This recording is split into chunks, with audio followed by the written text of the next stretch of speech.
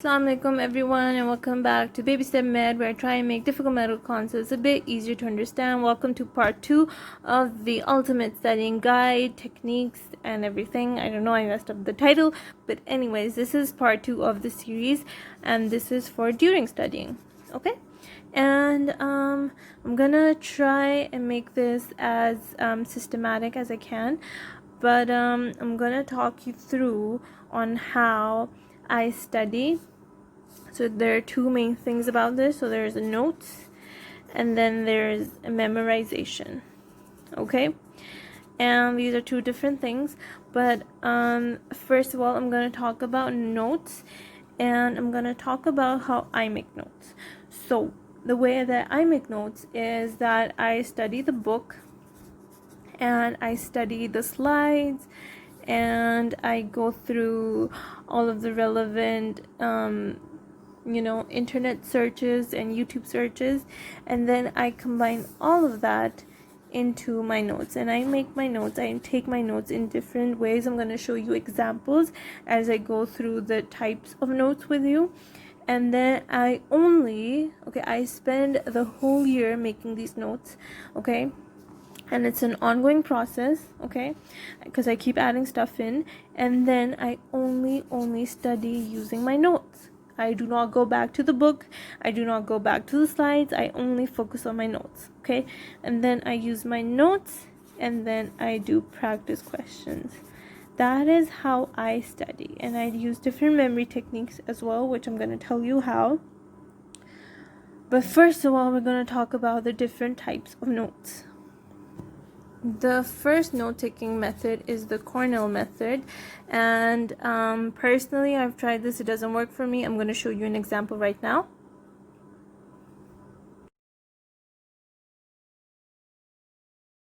This is the Cornell Method. You can search up more on this, but it doesn't work for me.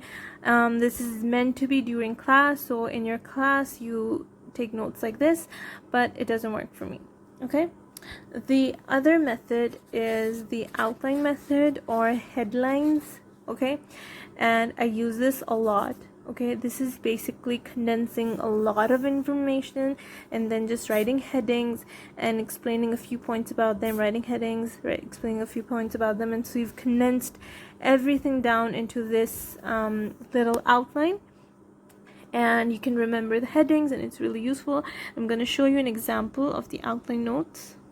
Okay, so this is an example of outline notes. These are typed by me. And so basically the types of necrosis was a whole chapter, and it was really big and a lot of information, so I broke it down into different headings. So these are my headings. Okay, there are more here too. Let me show you. So again, these are all headings, right? And then in these headings I've written down all the important information, and it's all kind of the same, okay? I define what happens in here, and then I also write down where this is seen, okay? I've written this down in all of it, so all of these follow a similar pattern, and this is just how to make heading notes. I think it is a great way to condense information, and it's really useful, and then it really helps in recalling information as well, because you can recall different headings. You're like, okay, there are 5 headings in this topic, blah blah blah, and it's just really easy. Then we have the table method, okay? This, again, you've probably seen this a lot. I'll show you examples of it. Basically, you take a lot of information and then you divide it into different categories. So you have a table, okay? You talk about, this is what, for example, A.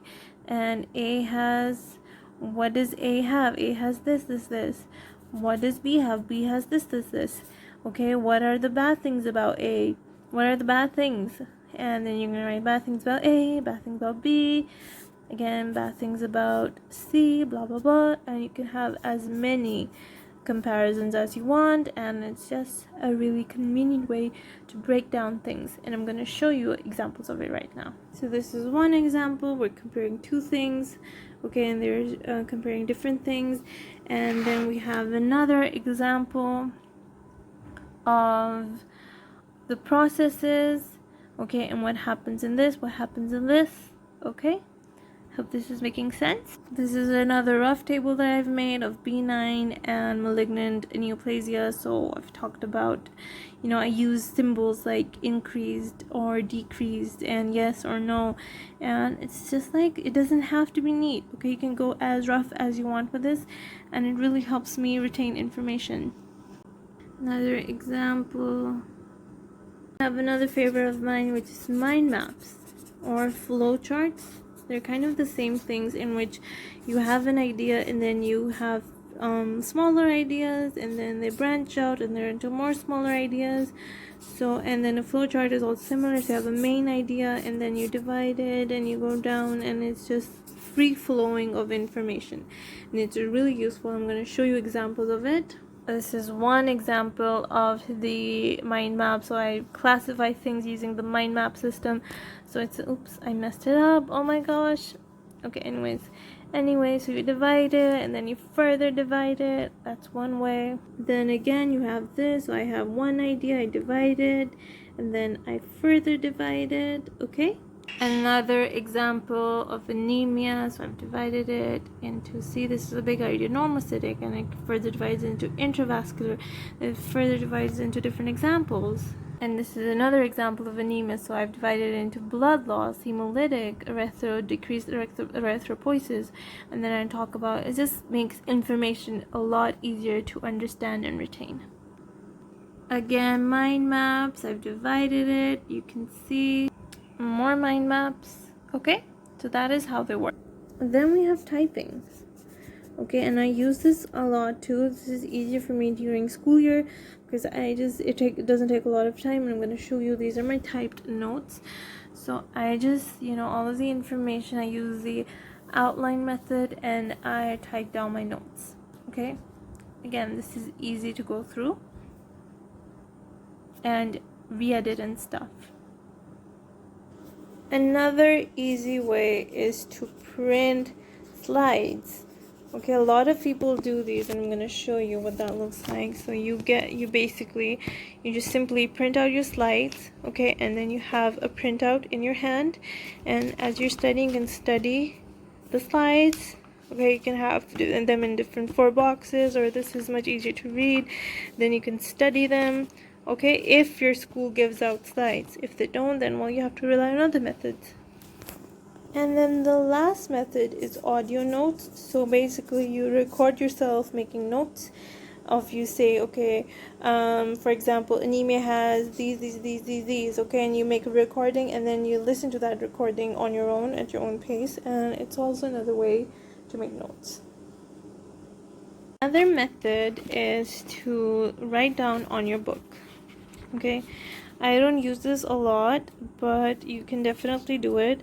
So just like write down on your book, and you can also use sticky notes on your book.